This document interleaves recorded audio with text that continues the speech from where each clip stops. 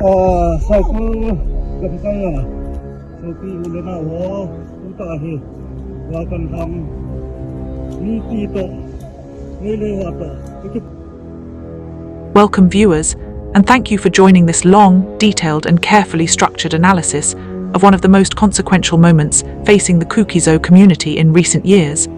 The situation in Manipur continues to evolve in ways that deepen uncertainty, mistrust and fear, and the events covered here represent far more than isolated political developments. They strike at the core of justice, security, and the political future of an entire community struggling for survival and dignity. In this extended narrative, we explore the triple blow suffered by the Kuki-Zo community within a short span of time, drawing from the article written by Don Margon Kipgen, whose insight forms the primary foundation for this analysis. What follows is not a mere summary, but an expanded interpretation that situates these events in their wider historical, political, and emotional context. The aim is to create a continuous, flowing narrative that helps viewers understand why these events collectively felt like a coordinated shock, and how they influenced the broader trajectory of the Kuki-Zo struggle in Manipur. Analysis of the first blow begins with the Supreme Court's handling of the audio tape leak involving the former Chief Minister N. Bayan Singh. The leak had shaken the state's political landscape because it appeared to contain a senior leader's voice discussing acts that could amount to violence against the Kuki-Zo population. The True Lab forensic analysis, which indicated a 93% match with Bayan Singh's voice, created expectations that at least one layer of institutional justice might finally address the sense of impunity that the community had long observed. For many in the Kuki-Zo community, this was not simply about punishing a political leader, but about recognizing the truth of their suffering. The leaked audio, in which Bayan Singh allegedly discussed dropping bombs and referenced unnamed figures who would manage his problems later, spoke directly to fears that decisions affecting the community were being made behind closed doors with the tacit knowledge of higher authorities. As the case reached the Supreme Court, a mixture of hope and apprehension filled the air. The judicial system had historically been seen as a distant but potentially fair institution, one capable of delivering justice even when political systems faltered. Yet the proceedings began to take a shape that left many uneasy. The Central Forensic Science Laboratory submitted an inconclusive report, stating it could not confirm the tape's authenticity. Then the National Forensic Science Laboratory pointed out anomalies in the recording. On the surface, these seemed like technical assessments, but in a state already fractured by mistrust, they were immediately interpreted through the lens of political influence. When on 3 November 2025, the Supreme Court judge declared the anomaly to be evidence of tampering, many in the Kuki-Zo community felt a profound wave of disappointment. The sense that justice was slipping away yet again became difficult to ignore. This sentiment only deepened when people recalled the former chief minister allegedly mentioning that unnamed individuals had advised him not to make any public statement. To the Kuki-Zo community, the term "they" clearly suggested the role of New Delhi, and the judicial twist felt like an orchestrated rescue effort designed to protect not only him, but the larger political establishment. This blow was more than legal, it was symbolic. It confirmed for many that the judicial system in India is capable of surprising turns when politically sensitive matters are involved. The idea that justice has its own rhythm, that its twists and turns often favor those with influence, felt more real than ever. For a community that had endured unimaginable suffering, displacement, and the loss of hundreds of lives in the ethnic violence since May 2023, this decision cut deep. The Supreme Court's judgment was not merely seen as closing a legal chapter. It appeared to erase a portion of the truth and diminish the legitimacy of their pain. In the broader context of the community's struggle, this decision represented a reinforcement of the belief that institutional systems often fail minorities when those in power are implicated. The second blow came with equal force but from a different arm of the state. On 4 November 2025, just a day after the Supreme Court's preliminary ruling, the elite 21st Para-Special Forces carried out an operation in which 4 cadres of the United Kuki National Army were killed in Kampi village in Churachandpur district. The suddenness of the operation, combined with its timing so close to the judicial setback, created immediate anger and confusion. The operation appeared to many as an intrusion in a conflict between Kuki armed groups, something the community believed should not have attracted such swift military intervention.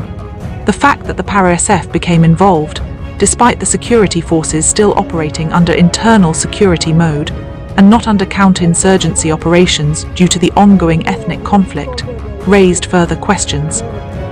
Why did elite forces respond so decisively to an internal Kuki dispute, yet remain notably absent when Meitei extremist groups committed violent attacks?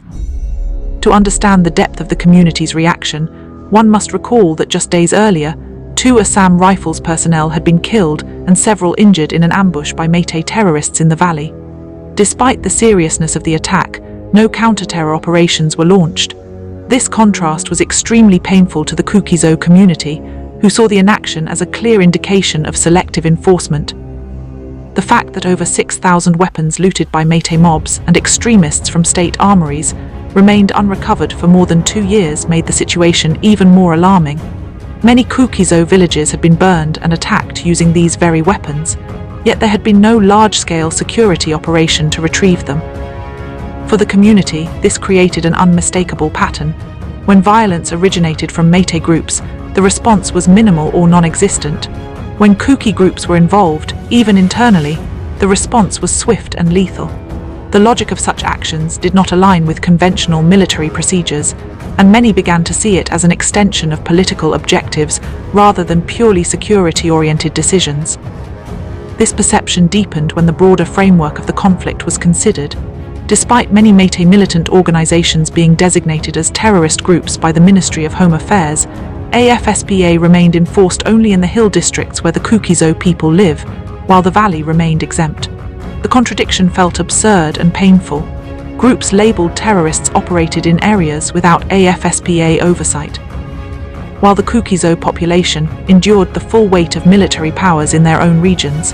The lack of accountability for the burning of more than 70 Kuki-Zo villages and the killing of over 200 civilians heightened this contradiction. Many began to see the armed forces not as neutral protectors, but as institutions constrained by political pressures and selectively employed according to the ruling establishment's priorities. When the para-special forces killed the 4 UKNA cadres, the community saw it not as an isolated incident, but as the continuation of a pattern in which the full force of the security apparatus was reserved for the hills, while the valley remained shielded despite extensive evidence of extremist violence. The third blow struck hardest because it attacked the political aspirations that had emerged as the only viable hope after more than 2 years of devastation. When the Ministry of Home Affairs, interlocutor K. Misra, informed the suspension of operations groups that separate administration or union territory was not part of the government's present policy, the message hit the community with tremendous emotional and political force. The demand for separate administration was born out of necessity after a profound break in trust. When the violence erupted on 3 May 2023, thousands of Kuki-Zo people were driven out of the valley in what the community describes as ethnic cleansing. Homes were burned, neighborhoods destroyed, and families scattered. In the months that followed, the impossibility of returning became undeniable. The valley became a hostile space, militarized and dominated by forces the community believed to be aligned with extremist groups. In this reality, separate administration became not merely a demand, but a matter of survival and cultural preservation. The refusal of the MHA to even entertain the demand was interpreted as a deliberate political move to undermine the collective will of the Kuki-Zo people. The response was described as cold, abrupt, and calculated, an attempt to push the issue off the national agenda without acknowledging the depth of suffering the community had endured. Many believed that the government aimed to slowly erase the demand by refusing to engage with it, wearing down political resistance over time. This was particularly painful because, for the first time in generations, the community had finally coalesced around a unified political aspiration. The SOO groups had taken the responsibility of representing the collective voice before the government of India, and the refusal felt like a dismissal not only of their political mandate, but of the legitimacy of the community's trauma. Since resettling in the Imphal Valley is no longer a practical or psychological possibility, the refusal of separate administration leaves the community in a limbo where neither security nor justice is assured. These 3 blows, when seen together, appear as a cascade of setbacks amplified by their proximity to one another. The legal blow extinguished hope in institutional justice. The military blow exposed the selective use of force. The political blow crushed the future vision of administrative separation. Each individual event would have shaken the community, but occurring within a week, they created a compounded sense of betrayal and abandonment. This combination contributes to the feeling that Manipur is teetering on the edge of another eruption, a dormant volcano as described by author Don Margon Kipgen, waiting for the slightest spark to set it off. The community's reaction is shaped not only by the present events, but by decades of historical grievances, cycles of violence, and repeated disappointments in their interactions with the state. The future of the Kuki-Zo community now rests on navigating this fractured landscape. With the legal, military, and political fronts appearing increasingly hostile or indifferent, the community must confront a long and difficult path. There is a growing sense that only through persistence, unity, and sustained advocacy can they hope to shape their destiny. This analysis draws extensively from the article written by Don Margon Kipgen, whose thoughtful examination of the events has provided the core material and direction for this extended narrative. Sources for this analysis come directly from the article by author Don Margon Kipgen on the triple blow faced by the Kuki-Zo community and form the backbone of the interpretation offered here. Disclaimer from Zeilingam Media. The views and analysis presented here are intended for informational, educational, and community awareness purposes. Zeilingam Media does not promote violence, hatred, or misinformation. All interpretations aim to contribute to informed dialogue and peaceful understanding of current events. Viewers are encouraged to verify developments through multiple credible sources. This analysis is a narrative expansion of the original article and should not be treated as a substitute for official reports. Thank you for watching and for taking the time to understand this detailed examination of events affecting the Kuki-Zo community. For more investigative articles, in-depth analysis, and community-focused content, please subscribe to Zeilingam Media and stay connected.